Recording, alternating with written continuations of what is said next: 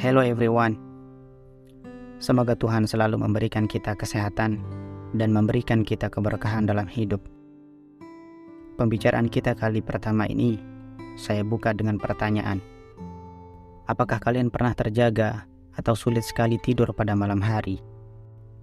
Sebagai seorang pemuda, jawabanku sering atau pernah.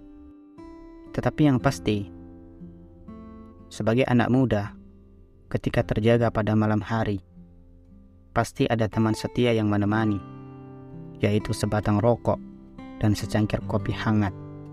Menikmati itu semua dengan ditemani suara hewan dan malam, menambah syahdu meresapi dan memikirkan ciptaan Tuhan. Ciptaan Tuhan yaitu malam, yang berfungsi untuk mengistirahatkan jasmani kita ini.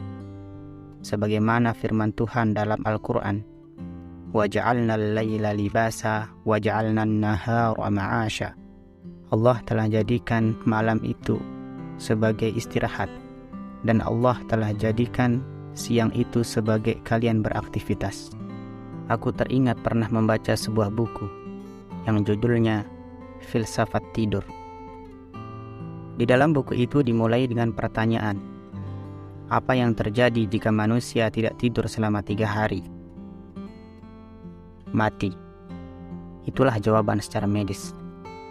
Kemudian buku itu dilanjutkan dengan sebuah cerita seorang anak muda yang tidak pernah tertidur selama hidupnya. Kemudian orang tuanya membawa si anak muda ini untuk berobat ke dokter. Lalu dokter mengatakan, ini adalah kasus langka. Anak Anda tidak butuh tidur seperti manusia biasa. Bukankah ini bahaya, dokter? Tanya si orang tua. Lalu kemudian dokter menjawab, ada gen yang bernama DIC2. Dan gen ini membuat anak Anda tidak butuh tidur seperti manusia normal. Ajaibnya, mutasi ini tidak mempengaruhi metabolisme tubuh. Semenjak hari itu, malam bagi si anak muda ini adalah rentang waktu hampa, menanti fajar yang tak kunjung terbit. Serangkaian aktivitas membosankan dia kerjakan untuk membunuh waktu dan malam. Suatu ketika, si anak ini diundang ke acara TV. Kemudian si host bertanya, saya mendengar Anda menderita kelainan tidak bisa tidur dan tidak merasakan lelah. Kemudian si anak menjawab, benar sekali. Kemudian si host melanjutkan, beruntung sekali menjadi Anda. Kita bisa bekerja 24 jam untuk meraih kesuksesan. Canda si host. Anak ini kemudian menjawab lagi, banyak orang yang mengatakan bahwa saya dianugerahi kelebihan ini. Bisa memanfaatkan waktu selama 24 jam dan tidak lelah atau semacamnya. Tetapi dengan keadaan saya seperti ini, saya tidak bisa mengistirahatkan pikiran, beban psikologis dikala ada masalah besar yang saya hadapi.